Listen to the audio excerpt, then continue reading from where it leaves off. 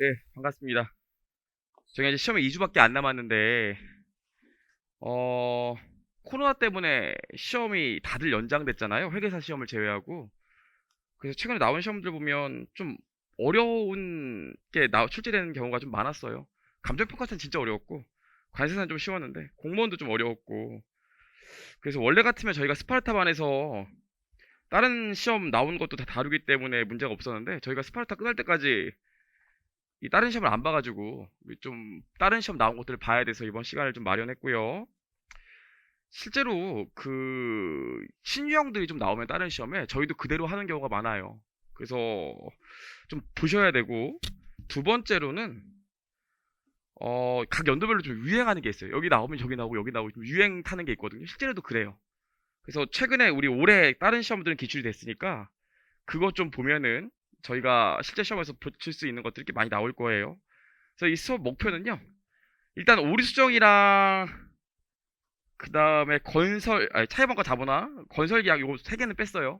고급 회계도 뺐고요. 왜냐면 오리 수정은 뭐 다른 데서 나왔다고 똑같은 유형으로 나오는 경우가 좀 드물고 여러분들이 아무래도 준비가 좀 안 됐기 때문에 뺐고, 건설 계약은 1차 시험에 최근에 나온 적이 별로 없기 때문에 뺐고요.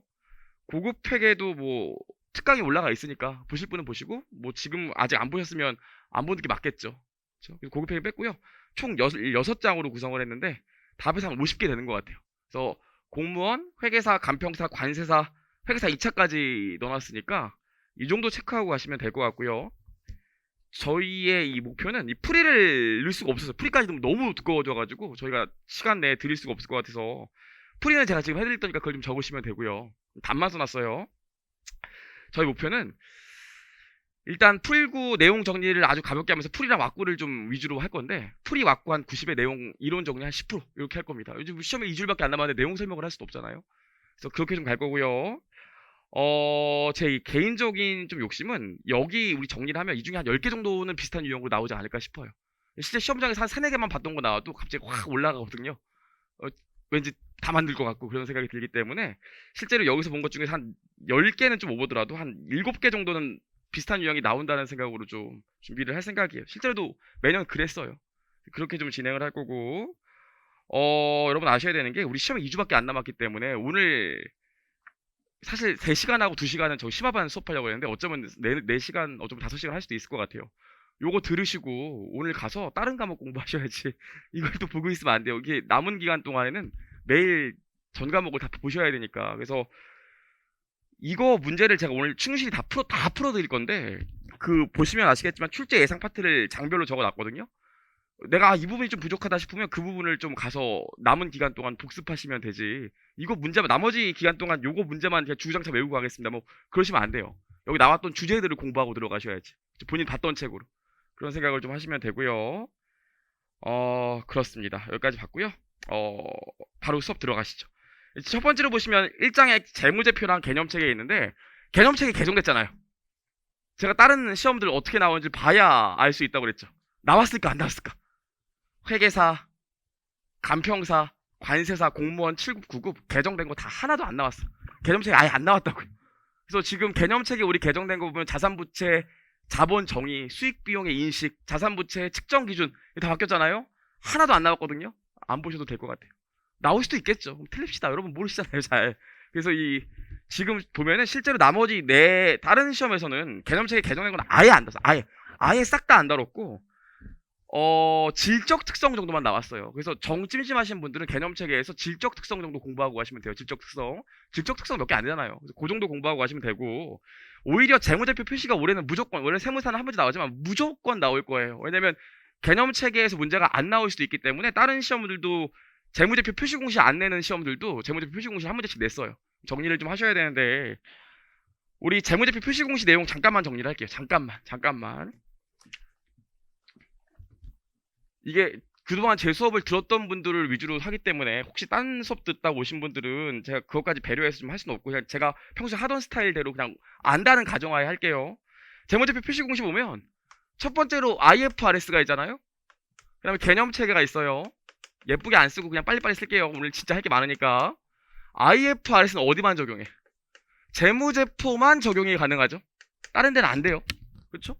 근데 개념 체계는 어때? 개념 체계는 모든 재무보고서에 적용이 가능한 거 알죠? 그래서 말문제로 나올 때 요거 하나 좀 조심하셔야 되고, IFRS는 재무제표만 적용이 가능해요. 두 번째로 우리가 또 알아야 되는 게 재무제표 일반론으로 상충이 있잖아요. 상충? 예를 들어서 IFRS에서 얘기하는 내용이 있고 개념체계에서 얘기하는 내용이 있는데, IFRS와 개념체계 봤을 때 두 개가 상충될 수 있다고요. 그때 우선순위가 뭐죠? IFRS가 우선순위잖아요. 이건 다 아는 거고, 추가로 좀 정리할 게 뭐냐면 예외가 있잖아요. 이게 IFRS랑 개념체계랑 상충되기 때문에 IFRS를 따라야 되는데, 감독당국에서 반드시 IFRS를 따라야 된다고 금지를 안 하는 경우가 있고 금지를 하는 경우가 있다고요. 그 경우는 어떻게 돼? IFRS와 개념체계가 상충되는데 꼭 IFRS 내용을 지켜야 된다는 사항이 감독당국이 금지하고 있다면 예외적으로 적용할 수 있죠. 아시죠? 그쵸? 이거에 대한 가장 대표적인 예가 뭡니까? 실제로 교재 이거밖에 없죠. 조정영업이익 있죠? 조정영업이익. 조정영업이익은 뭡니까? 실제로는 IFRS에서 공시하지 말라고 그랬는데 회사가 원한다면은 주석에는 공시할 수 있다고 그랬잖아요. 그래서 조정영업이익에서 또 알아야 되는 게 얘는 주석 공시만 가능하지 손익계산서 본문에는 절대 적용을 못하죠. 그렇죠? 실제로 오히려 이게 많이 나왔기 때문에 아셔야 되고, 감독당국에서 IFRS를 적용하는 걸 적용을 안 시키는 걸 금지하고 있다면, 말이 꼬이네. 금지하고 있다면 절대로 예외사항을 적용할 수가 없어요.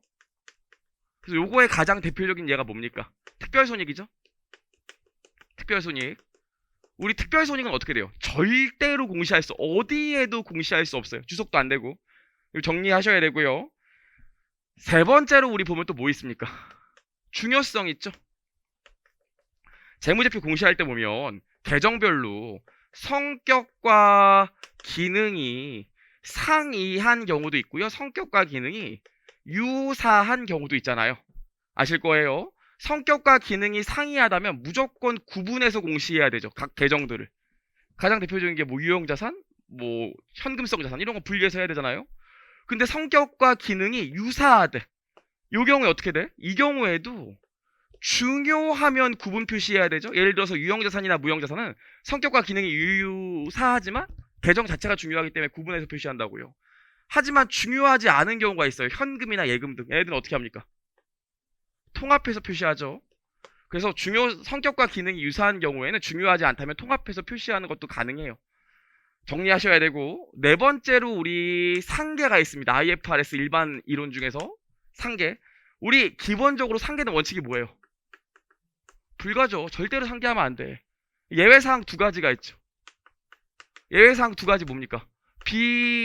비유동자산의 처분이익이랑 뭐 충당부채 같은 경우에 제3자가 대리변제해주는 부분에 대해서는 별도의 자산으로 기재하지만 별도의 수익으로 기재할 수도 있고 비용과 상계할 수도 있다고 했던 거 기억나시죠? 충당부채 제3자 대리변제에 대해서는 별도의 수익을 잡을 수 있지만 비용과 상계할 수 있다는 얘기를 했었습니다. 중요한 게 뭡니까? 얘는 강제사항이고 얘는 선택사항이죠. 그쵸? 근데 실제 시험에 요거만 나오나? 실제 시험에 더 많이 나왔던 건 요게 나왔죠. 우리 뭐가 있어요? 재고자산 평가충당금이 있거나 혹은 매출채권과 관련된 손실충당금이 있으면 요거는 상계 표시에 해당합니까? 안 합니까? 안 하죠. 이건 그냥 순액 표시죠. 재고자산에서 재고자산 평가충당을 빼면 장부금액이 나오잖아요. 평가충당금이라는 게 자산의 평가를 위한 자산의 차감 계정이기 때문에 얘는 순액 표시지 상계가 아니에요. 그래서 꼭 아셔야 되는 게 재고자산 평가충당금이나 매출채권의 손실충당금은 상계가 아니다. 여기까지도 좀 기억을 하셔야 되고요. 오케이, 여기까지 했습니다. 그다음 우리 이제 재무상태표로 보면 다섯 번째가 있는데, 여기 우리 재무상태표에 표시하는 방법이 뭐가 있어요? 유동, 비유동 구분법이 있고요. 그 다음에 유동성 순서법이 있고요. 요거 두 개 합한 혼합법이 있죠. 일반 기업 회계 기준은 유동, 비유동 구분법만 인정하지만 IFRS는 세 개를 다 인정한다고요. 내 마음대로 할 수 있어요. 그래서 요것 때문에 나오는 오답 유형이 뭐가 있습니까? 요것 때문에 나오는 오답 유형이 반드시 유동 항목이 존재한다 그러면 틀린 얘기. 재무제표에 반드시 유동 항목이 존재하면 틀린 얘기죠. 왜냐면 유동성 순서법을 쓰면 유동 항목, 비유동 항목을 구분을 안 한다고요. 요것도 아셔야 되고 의외로 시험에 많이 나오는 게 뭐였습니까? 이원법인세 자산부채는 유동 항목으로 분류하는 게 아니라 무조건 비유동 항목으로 가죠. 여기까지도 좀 체크를 하셔야 되고요. 계속 좀 볼게요. 그럼 여섯 번째 보면 우리 뭐가 있냐면 우리 유동 구분할 때 우리 일반적으로 재무제표율로부터 1년 이내면은 유동 항목으로 보죠. 그럼 1년을 초과하는 경우에도 유동으로 보는 경우가 있습니까? 없습니까? 1년을 초과하는 경우에도. 1년을 초과하는 경우에도 유동으로 보는 경우가 있죠. 뭡니까? 정상 영업주기에 내에 들어가고 영업활동과 관련된 자산부채, 예를 들어서 매입채무나 매출채권 같은 경우에는 1년을 초과하더라도 유동 항목으로 분류하잖아요. 요것도 시험에 많이 나왔고요. 요거에서 우리 좀 얘기할 게 있죠. 실제로 이 재무제표 표시 공시하면 어렵게 나올 수 있는 게 요거밖에 없는데 유동, 비유동 항목 구분해서 세 가지가 있잖아요. X1년, X2년, X3년 보시면 내가 요때 차입했어. 그럼 요때 만기래. 그럼 이런 경우에 X1년 말에는 요거 뭘로 분류합니까? 뭘로 분류해요? 당연히 비유동이죠. 재무제표율로부터 1년을 초과해서 상환해야 되니까 비유동 부채겠죠.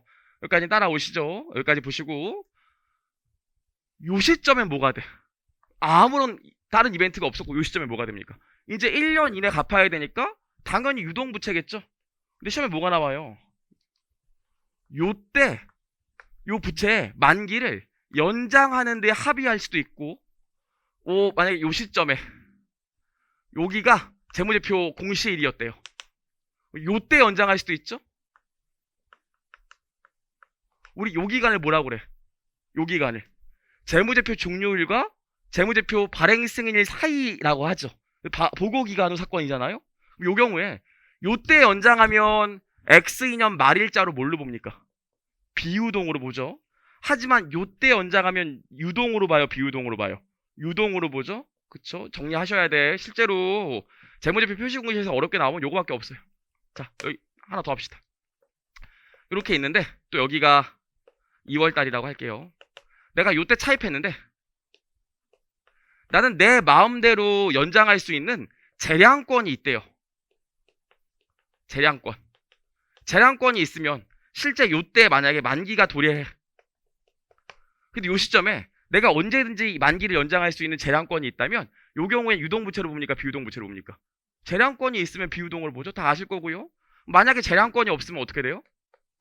유동으로 보는 거 아니겠어요? 마지막으로 세 번째 보시죠. 마지막으로 세 번째 보면 자, 요렇게 있고요. 요때가 만기였대요. 요때가 2월달 재무제표 공시일이에요. 나는 요때 약정을 위반했대요. 약정을 위반했기 때문에 재무제표율로부터 1년 이내 상환을 해야 된대요. 다 한 번쯤은 기억이 나셔야 됩니다. 시험 2주밖에 안 남았으니까.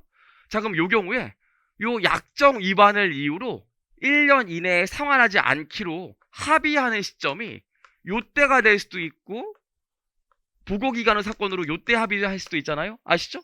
그럼 12월 30일을 기준으로 재무제표 공시할 때 요때 합의하면 유동으로 봐요, 비유동으로 봐요? 비유동이죠.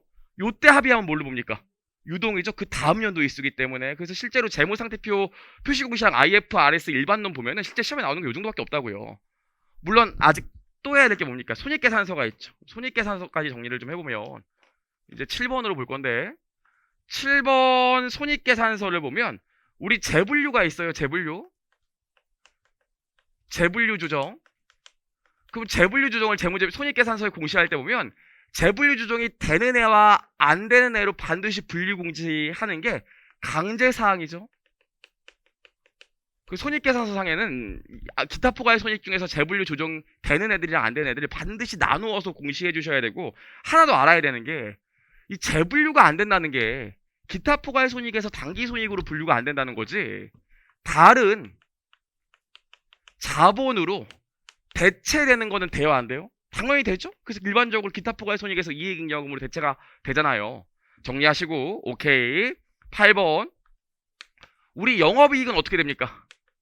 영업이익은 반드시 별도로 표시해서 공시해야 되는 거 아시죠? 그래서 영업이익 별도 표시는 강제사항이에요. 다만 이 영업이익의 계산 과정은 포괄손익계산서 본문에 쓸 수도 있고 주석에 쓸 수도 있어요. 그건 내 마음이죠. 오케이, 여기까지 봤고 마지막으로 9번째, 우리 기타 포괄 손익 보면 기타 포괄 손익과 관련된 법인세 효과도 있잖아요. 그럼 이 기타 포괄 손익의 법인세 효과는 손익계산서에 기타 포괄 손익을 공시할 때 법인세 효과를 제외한, 법인세 효과를 고려한 금액으로 공시합니까? 아니면 법인세 효과를 반영하지 않은 금액으로 공시합니까? 그것도 선택 가능이에요. 그래서 내 마음대로 다 할 수 있어요. 법인세 효과를 차감한 금액으로 보여줄 수도 있고, 법인세 효과 차감 전 금액과 법인세 효과를 따로따로 보여줄 수도 있어요. 여기까지 보시면 되고, 마지막으로 10번, 우리 제일 중요한 게 이거죠. 손익계산서를 보면 기능별 표시 방법이랑 성격별 표기 방법이 있잖아요. 기능별 표시 방법이랑 성격별 표시 방법이 있잖아요. 제가 뭐만 기억하라고 그랬죠? 기능별 표시 방법으로 공시할 때만 매출 원가가 나온다고 그랬죠. 성격별 표시 방법은 매출 원가가 안 나와요. 그리고 뭐 실제로 미래 현금 흐름의 예측 가능성은 기능별 공시가 좋아요, 성격별 공시가 좋아요. 얘는 전기세, 임대료가 따로따로 보인다는 거고, 얘는 그것들을 묶어서 별도로 매출원가, 판관비로 구분하기 때문에 얘는 구체적인 항목들이 보이기 때문에 미래 현금의 흐름에 대한 예측 가능성이 더 높다고 그랬죠. 그래서 반드시 기능별 표시를 하게 되면 주석으로 성격별 공시를 반드시 해주셔야 된다고 했잖아요. 그렇죠? 하지만 성격별 공시는 이거 할 필요가 없다고 그랬죠. 그렇죠? 그래서 실제로 재무제표 표시 공시에서 시험에 가장 많이 나오는 주제 10가지가 여기까지예요. 그럼 이제 문제 보시면 1번에 2020년 간평사 보면 개념 체계를 내긴 냈는데 그냥 아주 무의미한 질적 특성을 냈습니다. 그래서 1번 보시면 1번, 2번이랑 질적 특성이 나오는데 이건 여러분 한번 읽어보시면 되는데 옳지 않은 것 보시면 2번이 틀렸거든요. 중요성은 기업 특유의 관점의 목적적 합성을 의미하므로 회계기준위원회는 중요성에 대한 확일적인 계량의 임계치를 정하거나 특정 상황에서 무엇이 중요한 건지를 미리 결정하여야 한다. 틀렸죠? 미리 결정할 수 없고 획일적인 임계치를 쓸 수도 없다고 그랬잖아요. 그래서 2번이 틀렸고, 2번 보시면 2020년 공무원 문제인데 표현의 충실성은 모든 면에서 정확한 것을 의미한다. 모든 면에서 정확한 것이라는 거 사실 무오류에 대한 얘기고, 이것도 틀렸죠. 무오류는 모든 면에서 정확하다는 게 아니라 적용 절차에 있어서 오류가 없다는 걸 얘기하잖아요. 표현의 충실성은 뭡니까?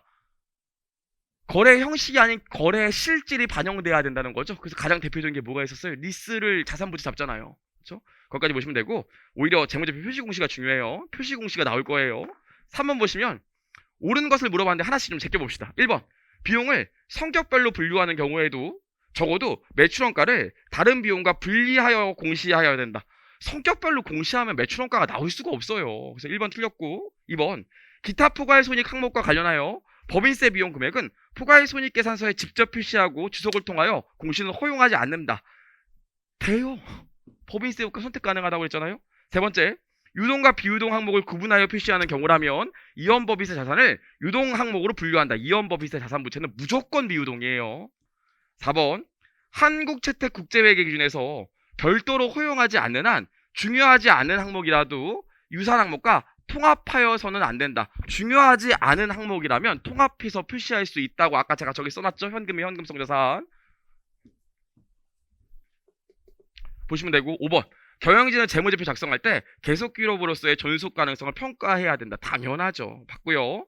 4번 보시면 공무원 문제인데 옳지 않은 것을 물어봤는데, 2번 보시면 재분류 조정을 주석으로 표시한 경우에는 관련 재분류 조정을 반영한 후에 단기 손익 항목을 표시한다 그랬는데 아닙니다. 반영하기 전 금액으로 표시해요. 여기까지만 체크하시고, 근데 이거는 2번이 좀 아리까리 하더라도 1번, 3번, 4번이 워낙 명확하기 때문에 읽어보시면 좀 되고요. 넘겨 볼게요. 그래서 우리 재무제표 표시 공식까지 빠르게 좀 봤고요. 2장의 수익인데 이 수익이 개정된 지 드디어 3년 차기 때문에 말문제가 한 번도 안 나오다가 올해 모든 시험에서 수익과 관련된 말문제가 다 나왔거든요. 그래서 우리 올해 세무사 시험에도 고객과의 계약에서 생기는 수익 인식 기준서 요거 말문제 무조건 한 문제 나와요. 안 나올 수 있겠지만 나와요. 말문제가 무조건 나온다. 근데 막상 이 수익도 말문제 나올 게 몇 개 안 돼요. 그럼 지금부터 좀 빠르게 볼 건데, 1단계 보시면 우리 뭡니까? 계약의 식별이죠? 고객과의 계약에서 생기는 수익인식 1단계 계약의 식별이잖아요. 계약의 식별에서 첫 번째로 말문제로 주의해야 될 게 뭡니까? 계약은 서면으로만 가능한 게 아니라 구두로도 가능하고 암묵적인 사업 관행에 따라 체결되는 건도 됐다고 그랬죠. 요거 하나 기억하셔야 되고, 두 번째로 계약의 식별 요건이 나오는데 식별 요건이 5가지가 있어요. 5가지 뭡니까? 권리를 확약하고, 의무를 확약하고, 지급 조건을 명확히 하고, 상업적 실질이 있어야 되고, 대가의 회수 가능성이 높아야겠죠. 근데 이걸 일체 어떻게 됩니까? 그쵸? 5가지만 기억하면 되지. 이 5가지를 모두 만족해야 된다. 여기까지만 기억하시고, 다만, 실제 말 문제 나올 수 있는 게 뭐가 있냐면, 제가 이 수익인식 기준서에서 말 문제 나오면 야매로 하나 풀 수 있는 방법 가르쳐 드렸죠. 뭐였죠? 계약 개시 시점에 다 세팅해 놓고 계약 개시 시점 이후에 조건이 바뀌더라도 절대 반영하면 안 돼요. 그쵸? 뒤에서 배우겠지만 변동대가랑 거래가격, 환물부채 3가지를 빼고는 무조건 다 계약 개시 시점에 판단하고 그 이후에는 안 바꿔준다고요. 혹시 그렇게 나올 수도 있으니까. 그래서 만약에 계약 개시 시점에 계약의 식별 요건을 충족했어. 그럼 요거 추후에 계약의 식별 요건을 재검토합니까? 안 합니까? 재검토 안 하죠. 언제까지? 유의적인 변동이 있을 때까지 전까지는 재검토를 안 하죠. 충족하지 못했대. 그럼 어떻게 해? 매 기말 재검토를 해야 돼요. 요 정도 말 문제로 나올 수 있고, 또 기억해보면 계약의 식별 요건을 충족하지 못했는데도 불구하고 대가를 수령하는 경우가 있어요. 요 경우엔 회계 처리 어떻게 합니까? 어떻게 처리해? 계약의 식별 요건, 계약이 됐는지 안 됐는지도 모르는데 돈을 미리 받았대. 그럼 어떻게 처리합니까? 현금 수령하고 반대쪽에 계약 부채로 처리하죠? 그쵸? 물론 1차 때 여기까지 물어보진 않겠지만 이러고 나서 계약 부채는 언제 계약 수익으로 바뀌나요? 더 이상 남아있는 자녀 수행 의무가 없고 환불하지 않거나 계약이 종료되고 환불하지 않으면 이제 이 계약 부채에서 수익으로 바뀌죠. 근데 거기까지 물어보진 않을 것 같으니까 일단 여기까지 좀 체크를 하시고, 우리 추가로 여기서 또 알아야 되는 게 뭡니까? 사실 계약의 식별 말 문제 하면 요 정도라고요. 여기다 추가로 알아야 될 게 뭐가 있어요? 계약 변경이잖아요. 작년에 계산 문제도 나왔던 계약 변경. 계약 변경이 말 문제로 나올 수도 있으니까 계약 변경 한번 따라 봅시다. 계약 변경이라는 게 뭡니까? 계약 변경이라는 게 범위가 변동하거나 거래 가격이 변동하는 걸 계약 변경이라고 하는데, 계약 변경 첫 번째로 판단 순서가 어떻게 돼요? 첫 번째로 판단 순서가, 그치, 별도의 계약인지 아닌지 봐야 되잖아요. 그쵸? 그 별도의 계약인지 아닌지를 따져보려면 2가지가 만족돼야 되는데, 첫 번째로 뭐죠? 범위가 확장돼야 된다고 그랬죠.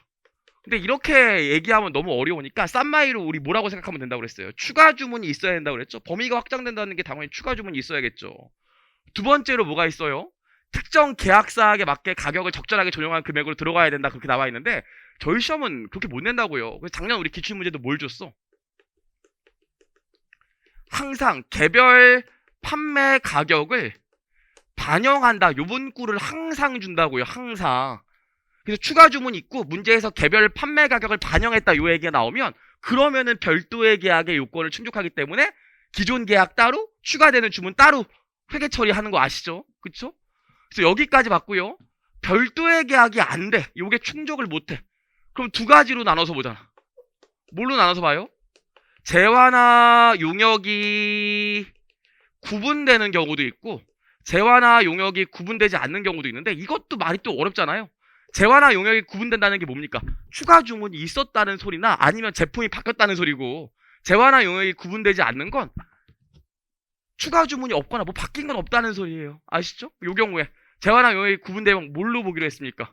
기존 계약은 종료하고 새로운 계약이 시작되는 걸로 본다고 했었죠. 요 정도는 말 문제로 나올 수 있으니까 좀 체크를 하시고, 요거 작년에 출제가 됐기 때문에 또 나올까 싶지만 요 경우에 재고자산이라면 계산 문제 풀 때 어떻게 푼다고 그랬어요? 요거에 해당하면 재고자산의 판매 가격 단가를 다시 산정한다고 했던 거 기억나시죠? 그거 기억하시면 되고, 재화나 용역이 구분되지 않는다면 기존 계약의 일부로 본다고 했던 것도 좀 기억을 해주시고, 기존 계약의 일부로 본다는 말이 무슨 말입니까? 기존 계약의 일부로 본다는 말이 그냥 매출 애누리로 처리한다는 소리예요. 재고자산이라면. 여기까지는 좀 체크를 해주시면 될 것 같고, 그래서 1단계 말 문제 나온다면 요 정도 정리하시면 되고, 그럼 이제 2단계로 가죠. 그럼 2단계로 가면 사실 2단계는 말 문제 나올 게 별로 없는데, 첫 번째로 정리해보면 2단계가 뭡니까? 수행 의무의 식별인데, 그럼 수행 의무의 식별에서 첫 번째로 수행 의무가 어떤 것인지를 좀 아는 문구가 기준서 문구가 뭐가 있었습니까? 첫 번째로 계약 내에는 없어. 계약서에는 안 써 있어. 근데 소비자가 암묵적으로 기대하고 있대. 정당하게 기대하고 있대. 이런 경우에 수행의무로 본다고 그랬어요? 안 본다고 그랬어요? 요것도 수행의무가 된다고 그랬죠? 예를 들어서 하이마트에서 테레비 샀는데 LG전자 걸 샀는데 LG전자가 이걸 AS 해주는지 안 해주는지 살 때 아무도 얘기를 안 했어. 근데 일반적으로 하이마트에서 LG전자 제품 사면 LG전자 서비스센터 가면 그냥 고쳐주기로 한대요. 고객이 이렇게 기대하고 있대. 여태까지 그렇게 해봤으니까. 그러면 그것도 계약 내에 별도로 언급이 없더라도 별도의 수행의무로 보는 거 아시죠? 여기까지 했고요. 두 번째 뭐가 있어요?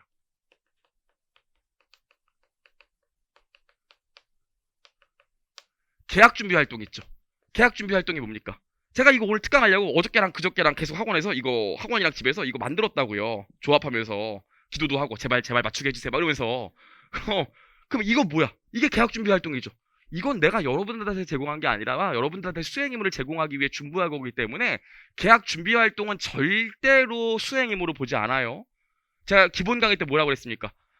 인천항이 있고요. 부산항이 있고 오사카가 있는데 고객이 부산항에서 오사카항까지 배로 물건을 좀 실어서 옮겨달래. 나는 상선에 산대.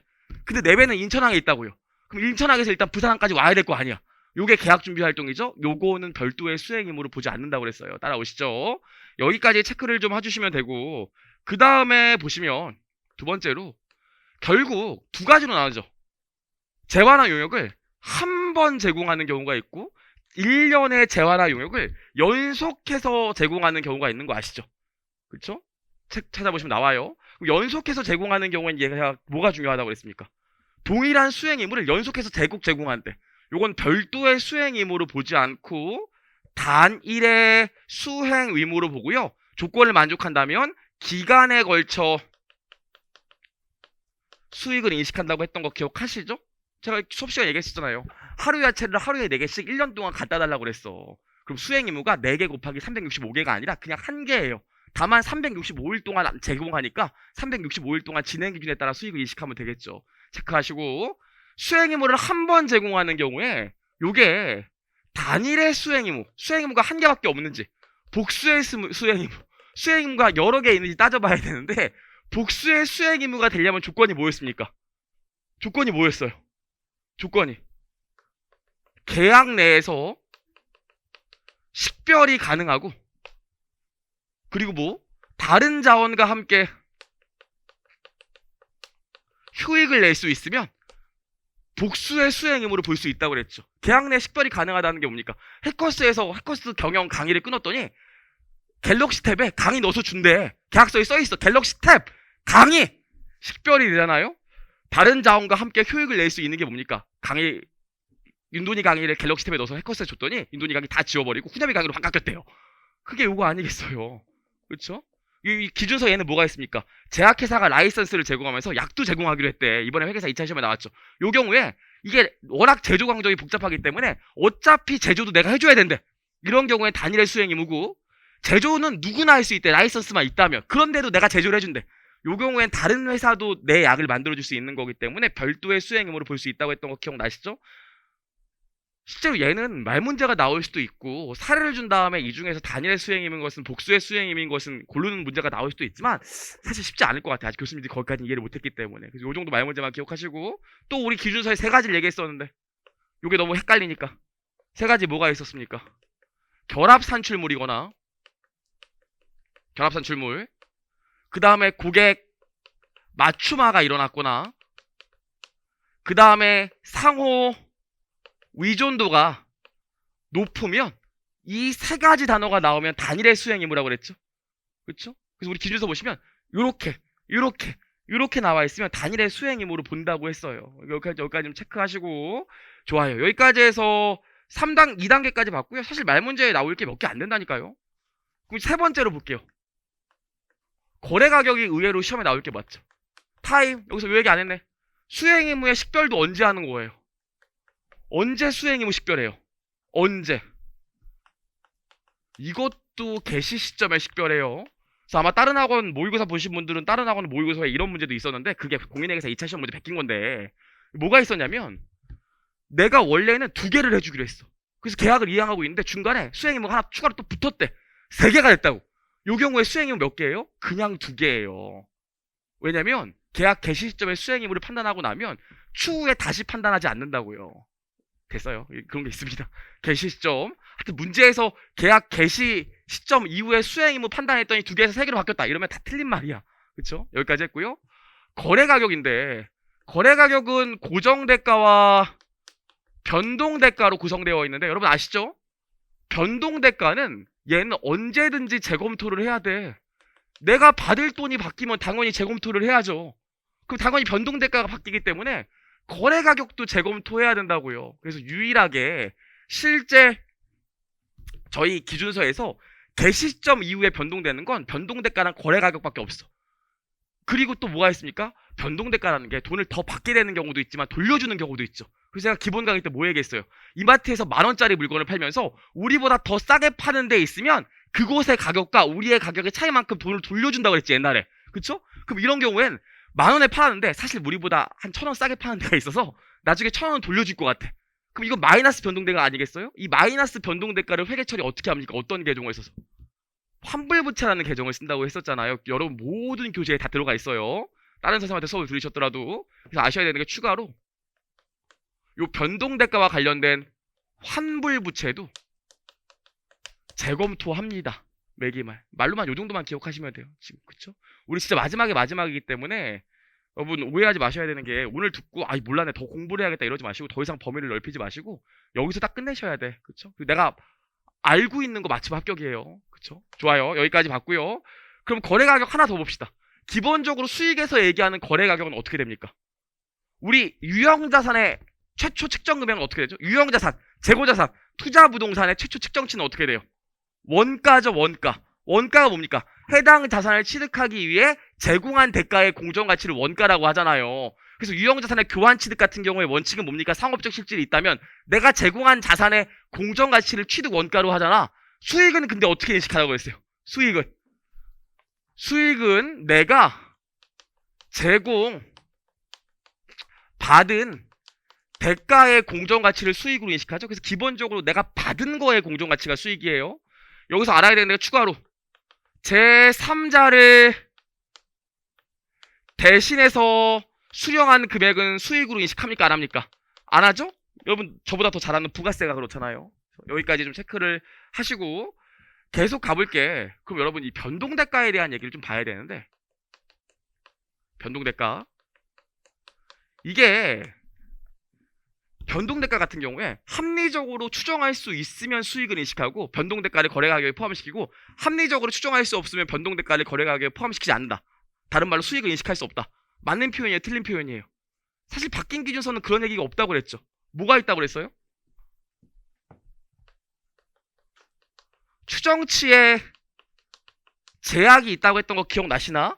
불확실성이 해소돼서 이미 인식한 수익금액 중 유의적인 부분을 되돌리지 않을 가능성이 매우 높은 정도까지만 수익을 인식한다. 이게 추정치의 제약이잖아요. 이 결론이 뭐라고 했습니까? 나중에 취소할 것 같으면 수익 인식하지 마 요거였잖아요. 그래서 이제 말문제를 보면 변동대가 같은 경우에 추정치의 제약을 만족한 경우에는 변동대가에 포함시켜서 거래가격에 포함시키는 거고 만족하지 못하면 거래가격에 포함시킬 수 없어요. 이렇게 기준서가 바뀌었다는 걸 좀 아시면 되고요. 좋아요. 여기까지 봤고요. 우리 이거 안에 말문제 나올 게 또 있는데 유의적인 금융요소 있죠. 유의적인 금융요소가 뭡니까? 이렇게 2년 있으면 내가 이때 물건을 인도해서 수행 의무를 이행했는데 대금은 2년 후에 받기로 했대요. 그럼 내가 2년 후에 100원 받기로 했대. 적절한 할인율이 10%면은 우리 요때 수익으로 인식할 금액 얼마입니까? 매출로 인식할 금액 얼마예요? 요거 현재 가치 평가에서 83원을 수익으로 인식하고 실제로 내가 받을 돈과 83원의 차이인 17원은 별도의 이자 수익으로 계산하잖아요. 요걸 뭐라고 그래? 유의적인 금융요소를 반영한다고 해요. 아무것도 아니야. 실제로 유의적인 금융요소에서 말문제 나올 건 2개밖에 없어요. 여러분 우리 할 게 많기 때문에 말도 좀 빠르고 뭐 농담을 하고 눈을 맞추고 보고 싶었어요. 그동안 어디 가 있었나 뭐 이런 얘기 할 수가 없어요. 그죠? 저 살 많이 뺐죠? 뭐 이런 얘기 못한다고. 그러니까 그냥 좀 집중하실게요. 보시면 2가지를 아셔야 되는데 게 첫 번째로 뭐냐면 실제로 1년 이내면 유의적인 금융요소를 반영합니까? 안 합니까? 안 하죠? 그 뭐라 그래? 실무적 간편법을 적용한다 그러잖아요. 실제로 대금 수령과 인도까지의 기간이 1년 이내면 굳이 유의적인 금융 요소를 반영하지 않아요. 좀 이따 문구 볼 거고. 두 번째로 중요한 게 뭐냐면 처음에 물건 팔았을 때 할인율이 10%였는데 중간에 할인율이 12%로 바뀌어. 그럼 우리는 할인율의 계약기간 내에 변경을 반영합니까? 안 합니까? 안 하죠. 중간에 할인율이 바뀌는 건 절대 안 바꿔요. 그래서 제가 얘기했잖아요. 대부분의 수익 기준서가 계약 개시 시점 이후에 변경되는 건 거래가격이랑 변동대가 제외하고는 다 X라니까. 따라오시겠어요? 그래서 이 두 가지 기억하셔야 되고, 세 번째로 좀 이따 계산 문제 볼 건데 뭐 하셔야 돼? 선수금이 바뀌었죠? 다 아시겠지만 이거 회계사 시험에 작년에 2차 시험에 나왔어. 올해였나? 헷갈리네. 작년에 2차 시험에 나왔는데 올해 감정평가사 시험에도 나왔기 때문에 우리도 나올 수 있어요. 뭐냐면 내가 이때 대금을 수령했다고요. 100원만큼. 그리고 내가 이때 수행임으로 이행한대. 물건을 인도했대. 이 경우에 어떻게 합니까? 시간 없으니까 말로 할게요. 대금 수령했을 때 옛날에는 현금 잡고 그냥 선수금 잡아놨었는데 지금은 현금 잡고 계약부지 잡고요. 예전에는 X1년 말, X2년 말에 별도 회계 처리 안 했지만 이제는 뭐 해줘? 요 경우에도 유의적인 금융 요소를 반영하기 때문에 X1년 말에 이자 비용 계약부채 늘려주고 X2년 말에도 이자 비용 계약부채 늘려주죠. 그래서 매년 이자율이 10%라면 이자 비용 계약부채 잡아주면서 요 계약부채가 상각돼서 가기 때문에 인도하는 시점 되면 계약부채가 121원이 된다고요. 여기까지 괜찮죠? 그래서 매출로 인식할 금액 얼마예요? 이 경우에는 121원이잖아요. 아시죠? 여러분 모르시는 분은 집에 가서 이건 정리하세요. 이거 가능성 높아요. 감정평가서에 나왔기 때문에. 그래서 실제로 좀 이따 문제 풀어보겠지만 작년 저희 시험에 계산 문제가 안 나왔었는데 회계사 2차 시험에 나왔고 올해 감정평가사에도 나왔기 때문에 이거 아주 간단한데 이 가능성이 있어요. 꼭 체크하시고. 그래서 유의적인 금융요소 봤고요. 세 번째 보시죠. 세 번째래. 세 번째. 우리 뭐 있을까요? 고객에게 지급하는 대가 있어요? 고객에게 지급하는 대가 있어요? 요거 이번에 회계사 2차 시험에 나왔거든요? 그래서 좀 아셔야 되는데 일반적으로 우리 어떻게 됩니까? 아유 큰일 났네. 원래 3시간만 하려고 했는데 한 5시간 할 수도 있어요. 그쵸? 괜찮죠 뭐. 심화번 보강하기로 했는데 큰일 났네. 자 여기 기업 있고요. 여기 고객이 있어요. 일반적으로 내가 재화나 용역을 제공하고 고객한테 대가로 100원을 받았대. 근데 내가 너무 고객한테 갑자기 아무 이유도 없이 5원을 줬대요. 요거 뭡니까? 리베이트로 봐서 수익을 차감하기로 했죠. 그래서 요 경우에는 기업이 수익으로 인식할 금액 95원이라고요. 근데 요거 5원을 왜 받았나 봤더니 알고 봤더니 고객이 나한테 또 재화나 용역을 제공했다는 거예요. 그래서 내가 5원을 준 거래. 예를 들어서 삼성전자가 노트북 팔았고 이 고객이 삼성전자한테 컨설팅 제공했대. 그 원칙은 뭡니까? 별도의 거래로 보죠. 아시죠? 근데 이 재화나 용역을 제공한 거의 공정가치가 3원이었대요. 근데 내가 5원 줬대. 왜 5원 줬겠어? 너무 고마워서. 그래서 고객에게 제공받은 재화나 용역의 공정가치를 초과해서 지급한 돈은 어떻게 하기로 했어요? 내가 인식할 수익금액에서 차감해주기로 했던 거 기억나시죠? 반드시 기억하셔야 되고, 만약에 고객이 나에게 제공한 재화나 용역에 공정가치를 신뢰성 있게 측정할 수 없어. 그럼 어떻게 한다고 그랬어요? 전액을 수익에서 차감한다고 그랬죠.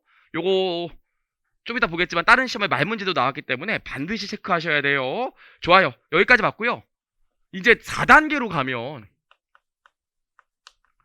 거래 가격의 산정이 있는데 두 가지만 기억하면 돼. 첫 번째, 거래 가격을 산정하는데 바보 아니야? 거래 가격을 배분하죠. 거래 가격을 배분하는데 두 가지만 기억하면 돼요. 거래 가격 배분할 때 어떤 금액 기준으로 합니까? 그쵸?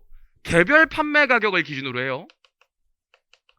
그럼 개별 판매가를 기준으로 하는데 개별 판매가를 내가 알면 문제가 없는데 모르면 어떻게 해? 추정하죠? 뭘로 추정해요? 뭐 시장평가 조정접근법, 이익접근법이나 뭐 자녀접근법 쓰잖아요.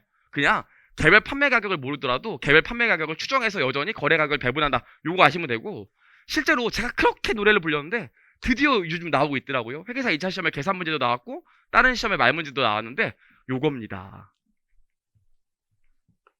자 봐봐요. 지금 계약 개시 시점에 거래 가격이 100원이었어요. 그리고 요 계약 내에는 구분되는 수행 의무가 두 개 있대요. 그래서 A의 개별 판매 가격이 50원이고 B의 개별 판매 가격이 50원이었대.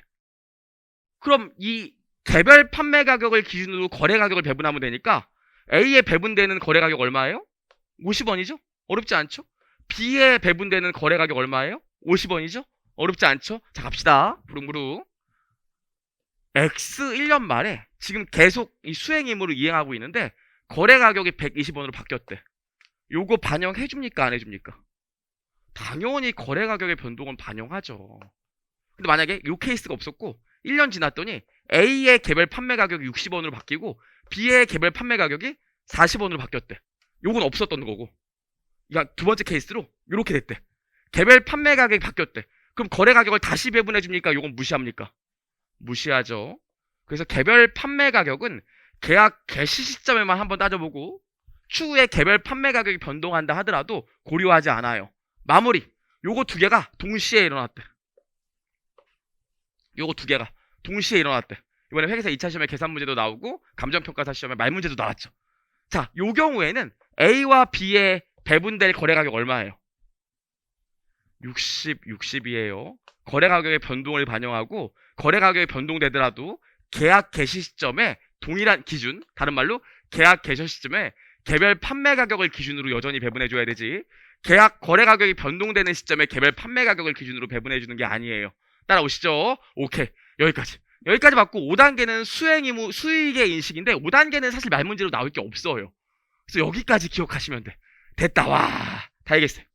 그래서 지금 OX 문제, 말 문제에 대해서 여러분 정리할 거 봤고요.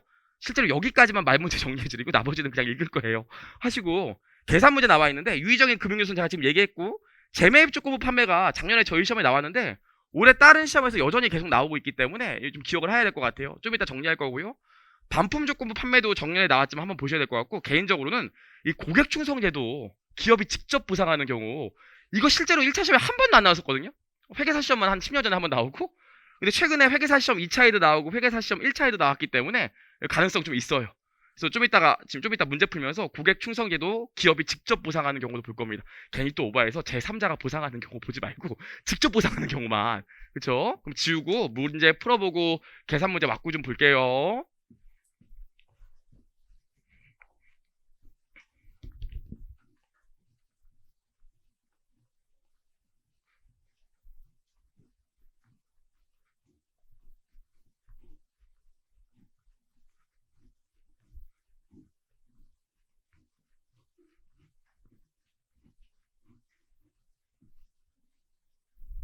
자, 읽어봅시다. 1번 회계사 문제죠.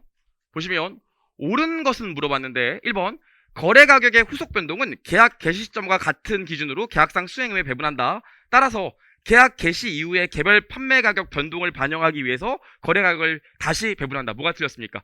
계약 개시 이후에 개별 판매 가격이 변동한다 하더라도 얘는 고려하지 않아요. 거래 가격의 변동만 반영하는 거지. 2번 제가 얘기했었죠? 1년 이내일 것으로 예상한다면 유의적인 금융 요소를 반영하여 약속한 대가를 조정하지 않는 실무적인 간편법을 쓴다. 제가 뭐라고 그랬어요? 1년 이내면 현재가치평가 안 한다고 그랬잖아요. 그래서 2번이 답이었고요. 2번 고객이 현금 외의 형태의 대가로 약속한 계약의 경우 거래 가격은 그 대가와 고환하여 고객에게 약속한 재화나 요역에 개별 판매 가격으로 측정하는 것을 원칙으로 한다 그랬는데 내가 준 게 아니라 받은 거의 공정가치예요. 틀렸고. 4번 변동 대가는 가능한 대가의 범위 중 가장 높은 금액으로 측정하며 기대값 방식을 적용할 수 없다. 아니죠. 둘 다 가능하죠. 그렇죠? 기대값도 가능하고 둘 중에서 가능성이 높은 금액으로 갈 수도 있어요. 5번 기업이 고객에게 대가를 지급하는 경우 고객에게 지급할 대가가 고객에게서 받은 구별되는 재화나 용역에 대한 지급이 아니라면 그 대가는 판매비로 회계 처리한다가 아니라 수익에서 차감하죠. 그렇죠? 따라오셔야 되고. 2번 공무원 문제인데 거래 가격을 산정하기 위해서는 계약 조건과 기업의 사업 관행을 봐야 된다고 맞고요. 쭉쭉쭉 보시면 4번 볼게요. 비현금 대가의 공정가치가 대가의 형태만이 아닌 이유로 변동된다면 변동 대가의 추정 제약의 규정은 적용하지 않는다. 틀렸죠? 변동 대가는 무조건 추정치의 제약을 고려합니다. 그쵸? 체크하시고 넘겨볼게요. 3번부터 이제 계산 문제인데 볼게요. 큰일 났네. 3번부터. 자, 보시면 우리 반품 조건부 판매가 나오는데 이거 작년에 나왔기 때문에 안 나올 수도 있지만 회계처리 모양 정도는 기억해야 돼요. 회계처리 모양만 써보겠습니다. 내가 물건을 팔았어요. 매출 그리고 현금 받았대요. 근데 매출한 금액이 A만큼이래요. A만큼. 근데 이 중에서 10% 정도가 반품될 것 같대요. 그럼 회계처리 어떻게 합니까? 매출의 10%를 취소하죠. 그래서 0.1 A 취소하고 요 돈만큼은 나중에 돌려줄 돈이기 때문에 뭐라고 처리해요? 환불 부채라는 별도의 부채 계정을 쓰죠. 이렇게. 그리고 어떻게 합니까? 재고 자산이 나가면서 매출 원가로 회계 처리하는데 수익이 10% 취소했으면 비용도 10% 취소돼야 수익과 비용이 대응될 거 아닙니까? 그래서 매출 원가 0.1 B만큼 취소하는데 실제로 반품시키면 나중에 택배비도 들고 이게 물건 한번 입고 왔으니까 수선비도 들고 그럴 거 아닙니까? 그래서 어떻게 반품 시점에 예상되는 비용을 미리 반품 비용으로 처리해 놓죠? 그리고 나서 마지막 대차를 뭘로 맞춰요? 마지막 대차를 반환, 재고, 회수권이라는 계정을 써주잖아요? 아시죠? 실제로 논란이 됐던 게 요걸 재고자산으로 볼 거냐 말 거냐 하는 건데 그건 나도 모르겠고 일단 다수의 의견은 별도의 자산으로 보는 거지 재고자산은 아니단데 실제로 작년에 저희 시험 기출된 걸 봐도 얘를 별도의 자산이라고 명확히 언급했기 때문에 문제에서 조건을 줄 거니까 보시면 되고 또 시험에 나온다면 어떻게 나오겠어요? 요 경우에 우리 작년에 어떻게 나왔습니까? 이 경우에 수익으로 인식할 금액 얼마냐? 비용으로 인식할 금액 얼마냐? 부채로 계산할 금액이 얼마냐? 그 다음에 별도의 자산으로 계산할 금액이 얼마냐? 이렇게 물어봤었다고요. 재고자산 모양만 주면 되고 반품까지 이제 실제로 반품됐을 때 회계 처리를 물어볼 것이냐 안 물어볼 것이냐를 본다면 아직은 좀 쉽지 않을 것 같아요. 그쵸? 문제가 사이즈가 너무 길어지기 때문에 여기까지만 정리하시면 돼요. 여기까지만. 그럼 문제 3번 같은 경우엔 너무 쉽죠? 보시면 X1년 1월 1일 팔았는데 5%가 반품될 것 같대요. 뭐 물어봤습니까? 부채로 인식할 금액 물어봤잖아.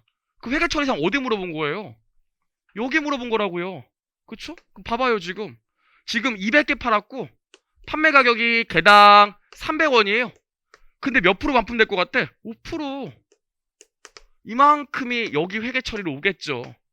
따라오시겠죠? 기운 내시고 여러분. 마지막인데 제가 또 기운 내시라고 그러면 좀 웃기잖아요. 그쵸? 볼게요. 4번 보시면 이게 감정평가사 문제인데 작년에 2차 회계사 2차 시험에 이렇게 그대로 나왔었거든요. 그대로 냈었는데 보시면 지금 내가 물건을 X1년 초에 지급하고 돈을 지금 당장 10만원 받는 방법도 있고요. 아니 물건은 X2년도에 주기로 했는데 지금 돈을 받는 방법도 있고 X2년 만에 돈을 받는 방법도 있대. 근데 회사가 뭘 선택했대요?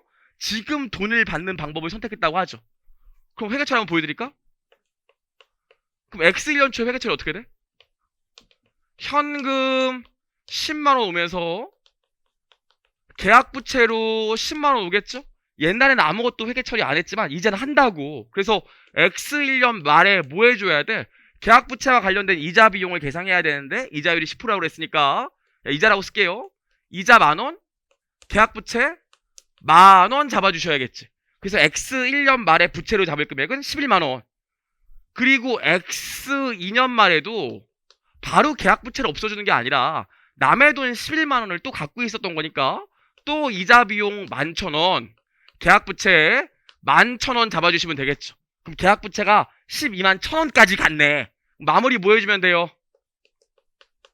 계약부채 12만 1,000원 여기 계약수익으로 12만 1,000원 잡아주시면 되는 거 아니겠습니까? 그래서 문제 물어보는 게 매출.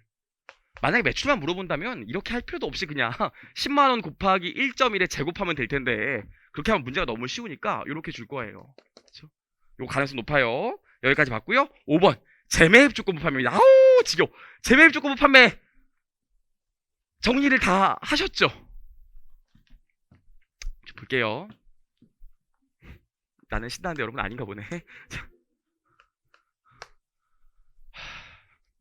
여러분 이제 얼마 시간이 안 남았으니까 이거 기억하면 될 것 같아요. 제가 세 가지를 기억하라고 그랬죠. 재매입 조건부 판매는. 문제를 읽어보고 기업이 손해본 것 같아. 그리고 행사 가능성이 높아. 이러면 뭘로 본다고 그랬어요? 금융 약정으로 본다고 그랬죠? 돈 빌린 거로 보지 물건 파는 걸로 보지 말라고 그랬잖아요. 그리고 내가 이익 볼 것 같아. 그리고 행사 가능성이 높아. 그럼 뭘로 본다고 그랬어요? 리스 거래로 본다고 그랬죠. 세 번째로 뭐가 있어요? 세 번째로 행사 안 할 것 같아. 그럼 판 게 맞다고요.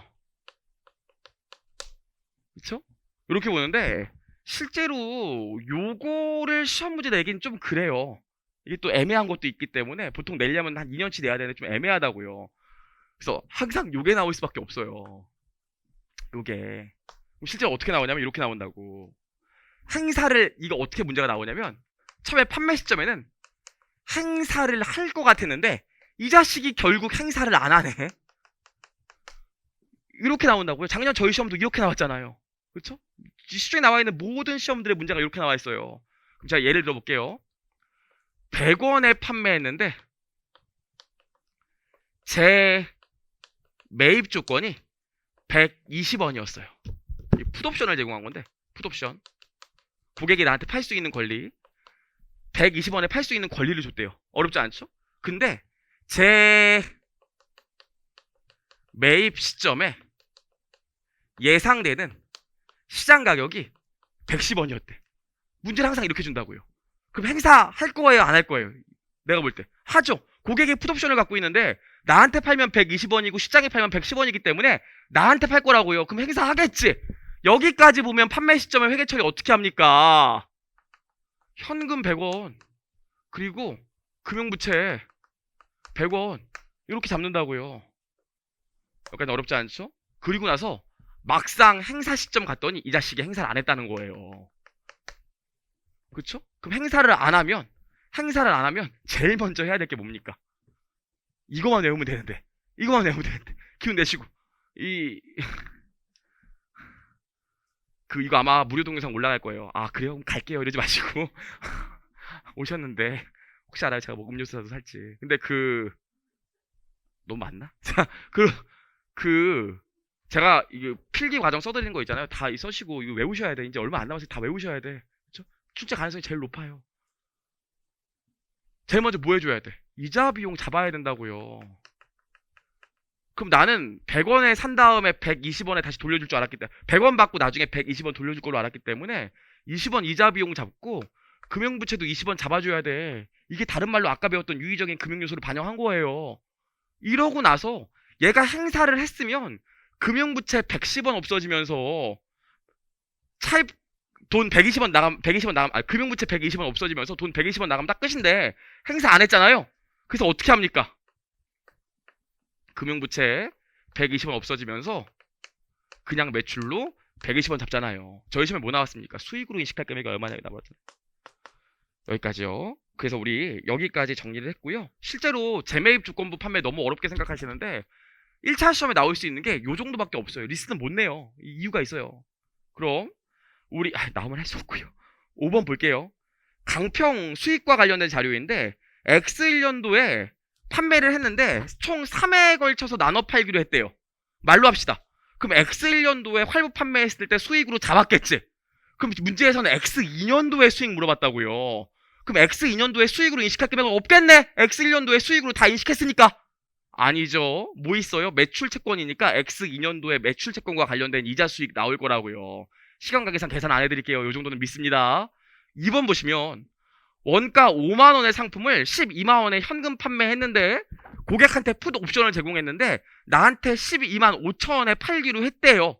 재매입 예상되는 시점에 시장 가격이 12만 5천원 미만이래. 그럼 나는 12만원 받고 나중에 12만 5천원 돌려주니까 손해보죠. 그리고 재매입 시점에 시장 가격보다 나한테 파는 게 더 비싸니까 행사할 것 같다고요. 그럼 금융약정으로 가서 여기 회계처를 어떻게 하겠어요?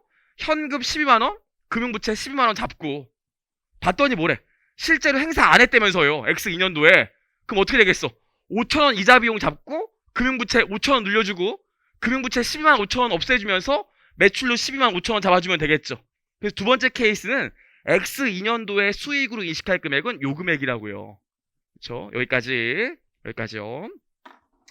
봤고요. 요 정도면 되게 어려운 문제인데 나왔어요. 넘겨볼게요. 6번이요.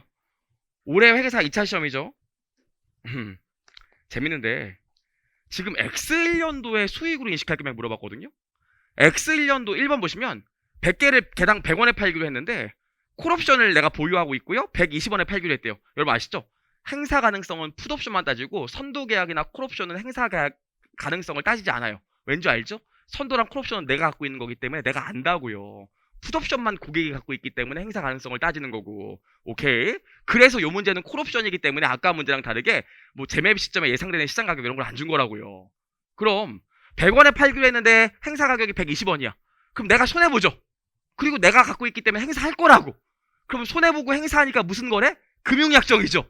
그러니까 X1년도에 팔기 아니기 때문에 X1년도에 1번 거래 같은 경우에는 수익으로 잡을 금액이 없어요. 따라오시겠지? 2번 반품 조건부 판매입니다. 그럼 수익으로 인식할 금액 얼마입니까? 지금 보시면 100개 팔았는데 문제 가운데 보시면 네 번째 줄에 90개만 반품 안 될 걸로 추정하고 있어요. 그럼 90개만 수익으로 인식해야지. 그래서 90개 곱하기 판매 가격 100원에서 9,000원이 답이에요. 이해하실 수 있겠죠? 이건 옛날 GS에서도 제가 한번 했으니까 빨리빨리 갈게요. 7번입니다. 고객충성제도. 자, 여러분 이런 문제가 나오면 이제 시간이 없으니까 고객충성제도가 뭐고 호텔 얘기하고 막 그럴 수가 없어요. 그냥 외울게요. 이 문제가 나오면 1단계로 뭐 해주셔야 돼? 거래가격 배분해야 돼요. 뭐? 포인트. 다른 말로 보상 점수랑 실제 물건 판 거랑 두 개 배분해 주셔야 돼. 1단계로 무조건 요걸 하셔야 돼. 그리고 2단계로 요 폼에 넣어서 그냥 돌리시면 돼요. 구분. 여기 보상 점수. 여기 누적 회수. 여기 총 예상 회수. 그래서 요렇게 하면 결론이 뭡니까? 누적 수익. 그럼 X1년도에 누적 수익이 나오고 X2년도에 누적 수익이 나오면 단기에 인식할 수익은 어떻게 돼요? 첫 번째 연도는 첫 번째 게 수익일 거고 두 번째 연도는 B에서 A 뺀 게 수익이겠죠. 그냥 요 폼을 외웁시다. 그쵸? 뭐 다른 학원도 마찬가지지만 회계처리 이상한 거 하지 말고 그냥 외웁시다. 읽어볼게요. 만원당 1포인트를 주기로 했고요. 실제로 20만원을 구매했대요. 그래서 2만 포인트를 얻었다고 하네요. 제품의 개별 판매 가격은 20만원이고 문제를 읽어보시면 이 포인트 지급액의 개별 판매 가격이 18,000원이라고 나와 있습니다. 따라오시죠. 읽어보셨으니까. 그럼 어떻게 배분하면 돼? 진짜 거래 가격이 20만원인데 실제 물건 판 거의 개별 판매 가격이 20만원이고 문제에서 나온 것처럼 포인트의 개별 판매 가격이 18,000원이라고요. 그럼 이렇게 배분해 주시면 되겠죠. 얘는 어떻게 배분하겠어요? 얘는 21만 8천원 중에 18,000원 이렇게 배분할 거 아닙니까? 웃긴 게 저도 해설을 안 써왔기 때문에 계산해보면 20만원 나누기 21만 8천원 곱하기 20만원 곱하기 20만원 하면 되니까 요게 183 486 나오고 20만원 빼기 183 486 하면 얘는 16514 나와요. 따라오시죠? 여러분 우리 시간이 없기 때문에 좀 빨리 나갈 수밖에 없어요. 이 새끼 오랜만에 만났는데 설명 진짜 그지같이 하나 이러면 할 말 없어요. 차분하게 할 수가 없잖아요. 요거 회계처리 모양은 아시죠? 회계처리가 어떻게 돼? 현금 20만원 나가고 여기 매출로 제품 판 거에 대해서는 수행 의무를 지금 이행했으니까 이만큼 수익 잡고 16514는 뭐가 됩니까? 별도의 계약 부채 되잖아요. 그쵸? 여기까지. 문제 보시면 X1년도에는 실제로 회수된 포인트가 아무것도 없었대. 그럼 X1년도에는 지금 계약 부채 보상 점수를 계산한 금액이 16514인데 아무것도 회수된 게 없대. 그럼 X1년도엔 수익으로 인식할 금액이 없겠네. X2년도가 되면 보상 점수 여전히 16514인데 문제 보시면 누적으로 회수한 포인트가 10,000포인트고 회수될 것으로 예상되는 총 포인트가 18,000포인트입니다. 아시죠? 실제로 제공한 포인트를 기준으로 하는 게 아니라 회수될 걸로 예상하는 포인트를 기준으로 하는 거. 그래서 이거 계산하면 어떻게 됩니까? 16514 곱하기 만원 나누기 18,000원 하면 되니까 이거 얼마 나와요? 9174 나오잖아요. 그 문제에서 뭐라고 그랬어? X1년도와 X2년도의 수익으로 인식할 금액 물어봤으니까 X1년도의 수익으로 인식할 금액은 얘, X2년도의 수익으로 인식할 금액은 얘. 이게 하도 오랜만에 나왔기 때문에 응용 안 될 거예요. 무조건 우리 나오면 똑같이 나올 거예요. 똑같이. 그러니까 반드시 문제풀이 폼만 꼭 기억하고, 꼭. 대부분 고객 충성도도 안 하기 때문에 하셔야 되고, 문제 8번이 공인중개사 2차 시험인데, 물음 1번은 안 보셔도 좋아요. 논란의 소지도 좀 있고, 안 보셔도 좋아요. 우리는 물음 2번을 볼 거예요. 물음 2번을. 물음 2번. 물음 2번은 충분히 저희 시험에 나올 수 있어요. 여기까지 풀고 쉬겠습니다. 큰일 났네. 자, 보시면.